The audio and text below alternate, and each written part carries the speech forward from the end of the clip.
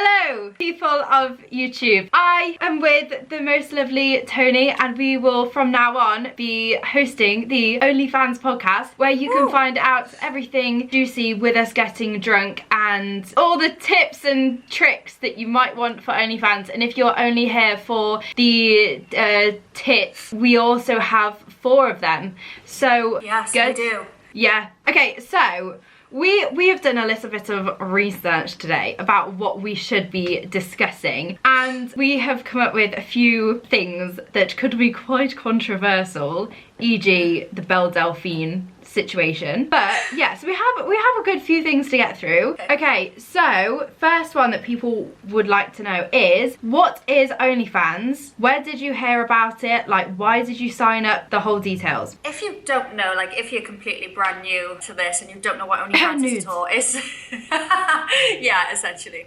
I mean, people use it for gym people, they put their workouts on there, but it's quite common with sex workers. So you pay a subscription each month and you get to see like exclusive content. Yes, exclusiveness. Exclusive, we like that word, don't we?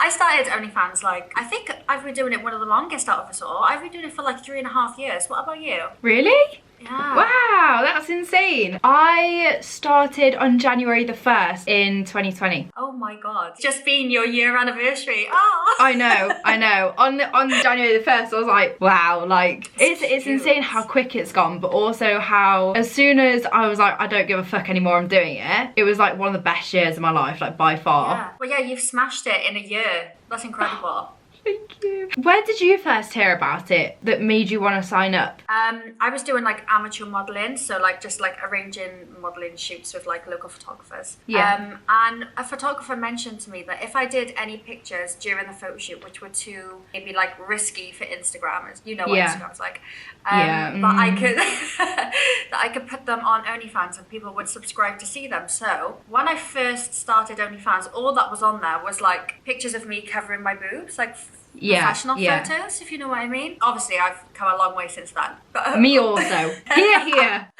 Where did you hear about it? Where I first found it, which made me want to do it, I was with my ex at the time, and I was looking on his Twitter, right? Because my phone had died or something, and I was just scrolling down, and he followed a few, girls, and I didn't care. Because I've never been one of the girls to be like, who the fuck is this, babe? But I saw this girl and I was like, who is this? Because she's nice. And she was like naked, and she was in a shower in Bali, and she was covering her boobs like this. I'll tell you her name in a sec because I still have her on Twitter, even though she ignores my messages, but that's fine. We move. I need to know what messages these are. What messages have you sent her? Like, hi, I love you, basically. I even subscribed to OnlyFans. I tipped her and she still didn't message me, but it's fine. I'm sure you're a lovely person. You just haven't spoke to me. But anyway, right, so she was like covering her boobs, and she had like a proper hourglass figure. Oh, so I clicked on her profile. She's called Gemma McCourt. Everyone knows her as like the OnlyFans person, and she earns fuckloads. So I went onto her Twitter and I was like, wow, like that's an amazing body, because it was just a body that was showing, not a face. She put up a screenshot of her earnings from OnlyFans, and she was like, just earned 60 grand this month, can't wait till next month. And I was like, nice. I want 60 grand a month. Give me 60 grand a month. And she travelled the world just because she could with all of her friends. Yeah, and I was like, this is what I want to do. I want to do this. And he was like, oh, do you? No, naughty. So he wasn't okay with it, or he was? But I did it anyway. Good. I like that. See, my ex wouldn't let me do it. It was like, you can only put things on there where you're like covering. So like when I said, oh, I want to move to like some stuff where it's like maybe like sheer, or like if I want to wear like a wet t-shirt, for example, and he was like, no, you're not doing it. I was like, right, this is the same thing. He didn't mind that I had it as long as he was in every photo, and I don't mean in like a weird way, like as long as he just in the background had his hand in the corner, yeah, something weird like that. Or if there was one of my boobs like this, why? That's beyond. I don't understand. And it was just like, okay, you can pay for it, but that's my boob. Yeah, that's odd. Yeah, that's really odd. strange. Yeah, that's where I heard about it, and that's why I wanted to do it, because I just don't understand the 9 to 5 life. And I think some people do, and some people live that and they enjoy it, and like, great. But no, I'm very much like, there's not enough time in the world, and there's never going to be enough time if it's like a 9 to 5 job. Exactly. And do you know what, that kind of like ties in with the next question, doesn't it? Like with the pros and cons. It's when people say to me like, oh, why don't you go and get a proper job? And I'm like, what? And be miserable, working 9 till 5, making £1,200 a month. Exactly, thank you. Who was it who said to me, get a proper job? And I was like, I'm sorry, like, are you jealous of me in my Ferrari? Oh no. I mean, I don't have one, for the record, but like, I've said today, I'm gonna have a day off tomorrow. And I can have a day off. Exactly, it's class. It's so class. And yeah, it is a lot of work, to be fair. It's not labouring work, but it is a lot of work. So, but you can spend all day on a computer, which is the same as an office job. The amount of effort that we put into our photos as well is insane. Like, one set of photos for one day can sometimes take me 2 hours, kind of thing. Hours. Well, yeah, because it's not just getting the photo, you have to then edit the photos as well. And like, people listening to this might be like, oh, 2 hours, but it's like, it's draining. And like, everyone just goes, oh, you have OnlyFans, this is what you do. Yeah, they think that's it. That's 10 grand right there. Just took a picture of me tits. And it's not like... No. It's not it. The reason why it is so much, you get so much money from it, is because it's a massive taboo. A lot of people can shame you for it, hence why they'll never do it to earn that money, because they don't have the confidence to get shamed for it. And I think it's brilliant now. Like, I think we all know by now I'm a little bit of an attention seeker. Nothing wrong with that. I own up to it, okay? Like, I just like to be in the centre of everything. I always have been. Whether that's people being like, oh, you do OnlyFans, and me being like, whatever. No, exactly. And there's so many pros. Like we were saying, like, obviously the financial side of things. I understand, you know, some people obviously do better than others. And it's not always down to the effort you put in, because some people do genuinely put in the effort and just haven't made it yet. But I mean, like, the financial stability, and also during this time as well, like the past year, where like so many people have lost their jobs. But the thing is, sex sells, and sex always will sell. Like, before the internet, there was prostitutes and escorts. There was sex workers. You still have now. But sex will always sell. So we're definitely fortunate in that aspect, aren't we, to have like a stable job. And I want to point out, we are not like saying that it's the hardest job in the world and stuff. We are very grateful for what we do. We're very lucky to get to do what we do and get the benefits of what we do. Okay, right, this is the biggest tip that you have received, and you don't have to say what it's for, but what was it for? Biggest tip you've received. It's not that often that I go on there and I'm like, oh, somebody's tipped me out of the blue for no reason. Like, usually it's a tip for something. But when I first started, when I broke up with my ex, who was restricting these boobies from being on OnlyFans. No, how dare you?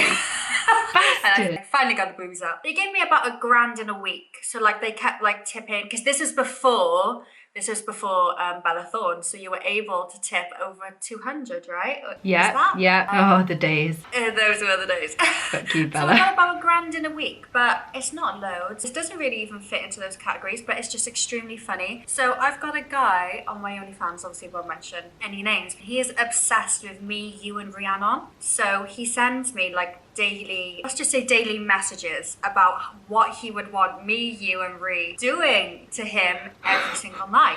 Honestly, I mean, and this isn't me obviously taking the piss, because I'm like, do you know what, if that's why you're into, that's fine. But it makes me laugh because I know you and Ree. When I see the detail that he goes into, and he's like, and then I want you to do this to Emily until she's, and I'm like, ah!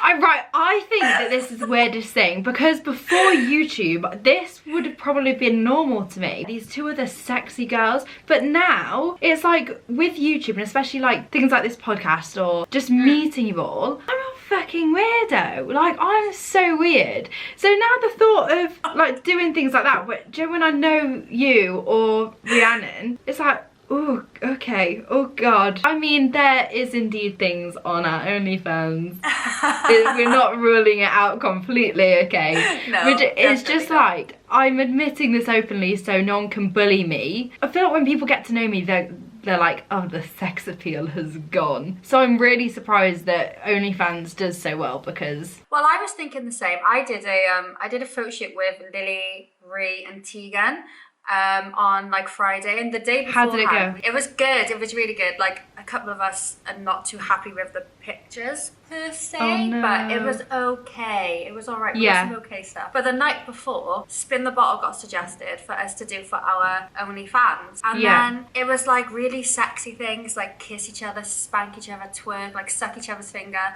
And Lily and Ree were like stuck in each other's fingers, like spitting on them, and I was like, oh my god. Then it came to me, and I was like, just.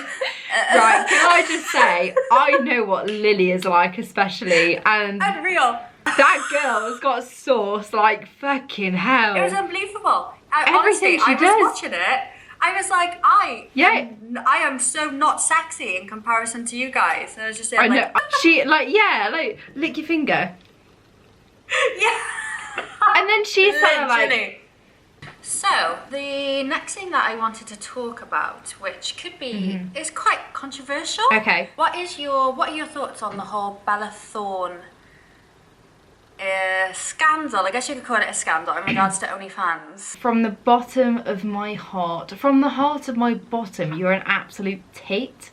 I don't think there's another way to put it. You did it for what? Okay, so a multi-millionaire did it for a joke, for another few million, for the sake of ruined how many people's financial gains that aren't multi-millionaires. Fine for anyone to do it. That's the whole idea of OnlyFans. Anyone can do it. What's not fine is doing it and then being like, oh, I basically made OnlyFans. Like, I'm the first person to make OnlyFans. And like things like that, like you look stupid. There's also, you could have gone about it in a completely different way where it raised awareness for sex workers rather than yourself. Oh yeah, completely. I think the whole raising awareness was not the point of joining initially. That kind of came afterwards. It was like any publicity is good publicity for her kind of thing. You know, it's not like it says like celebrities cannot join OnlyFans. You have to earn under this much before you're able to join OnlyFans. Like, it is for everybody, but she scammed people essentially out of £200 by saying it was a nude, and therefore. But it wasn't just £200. It was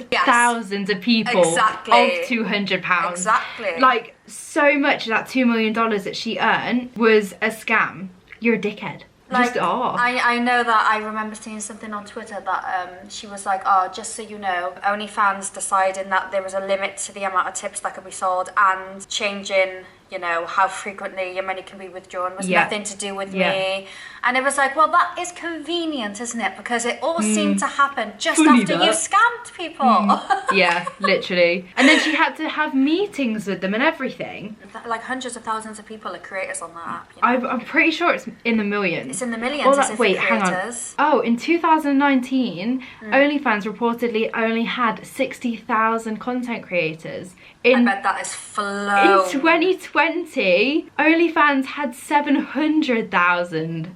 That's insane. Oh, COVID, what have you done to this generation? But to be fair, what else is there to do in lockdown other than wank? It's true. Women masturbate too. Probably more than you, I'm saying. On the topic of Bella, what is your opinion on Belle Delphine? Okay, so I personally don't know enough about why she gets the hate that she does. I mean, I just see Belle Delphine as essentially the same as me and you. She's just somebody who is make a living for themselves. I mean, if I could sell my bathwater for hundreds of thousands of pounds, I would definitely be selling my bathwater. The thing is about doing anything online is that no matter what you do, there are always going to be people hating on you. There's always going to be somebody that thinks what you're doing is wrong. I fully agree with you. Actually, I really liked her. Like, really, really liked her. Thought she was brilliant. I think she's very, very intelligent with how she markets. However, the recent posts on her Twitter a little tiny bit in poor taste. This is where I'm not up to date. So I kind of know of Belle Delphine before she came back, if you know what I mean. Right, yeah, okay. So I didn't know about her until she posted the video of her coming back. And then I looked at her Twitter and it said, why did I leave? I jumped out of a window onto a kid's paddling pool. And then someone stole her hamster and she went and like destroyed their car. Thing, yeah. Everything is brilliant. I would love to do crazy, weird things like that. However, so she put up on Twitter some pictures of her ideal first date. A lot of people see it as child's clothing. She was tied with rope and then yeah, it was pornographic content in that kind of way, which is completely fine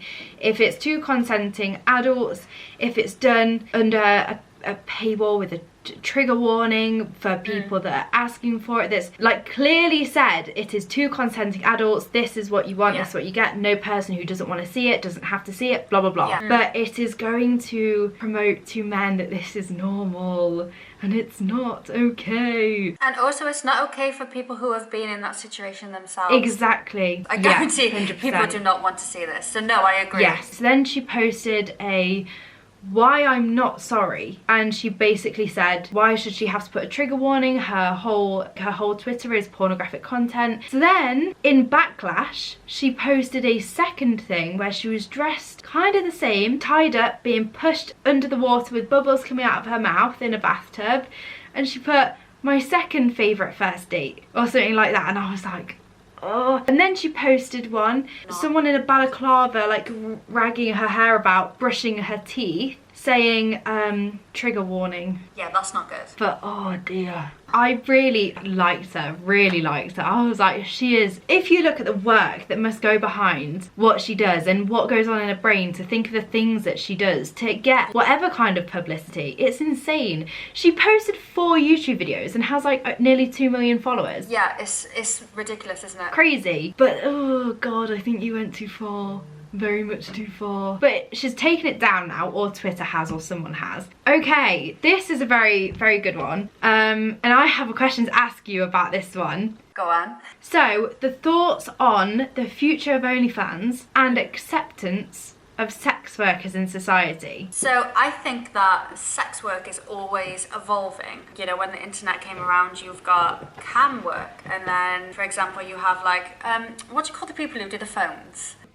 Phone sex. So I think, to be fair, sex work is always evolving, and I think there will always be a need for it. There will always be a want for it. I mean, I never would have thought, like maybe 7 years ago, I never would have thought that OnlyFans would be a thing. So I'm very intrigued to see like what is gonna happen in the future, like what crazy like platforms are gonna be around. I'm really interested to find out, to be fair. I am very excited. And also, I'm not being funny, you'll know this if you've got my OnlyFans, but my tits are too good to just like always have inside clothes. They were made to be shown to everyone. And I've seen yours as well. Tony's is, I think that mine are good, and I got jealous of Tony's. You can, oh wait, is it on that YouTube video or is it on the OnlyFans version where I was like, I'm boob jealous? And you're like, I think it was actually the YouTube version. I remember you being like, oh, you're looking rather breasty this evening. But yes, thank you very much. We will be back soon on the OnlyFans podcast. The OnlyFans podcast. Okay, right. Bye. Okay.